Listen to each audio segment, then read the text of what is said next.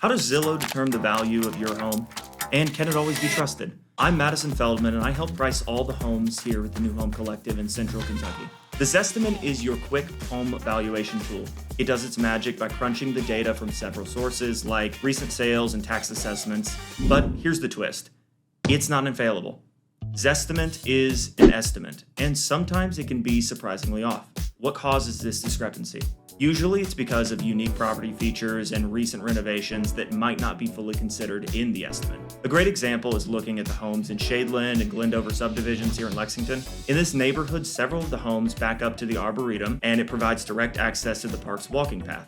However, it's worth noting that most of the homes in this neighborhood don't have this feature, and that would influence the estimate by bringing the average sales price down. This is very similar when we look at lakefront properties in communities that have many homes that don't have lakefront access. At the end of the day, Zestimate is your starting point. For pinpoint accuracy, it's best to consult with a real estate professional. When you're considering what your home's value is next, give us a call here at 859-721-2200, and we'll tell you what your property's worth in today's market.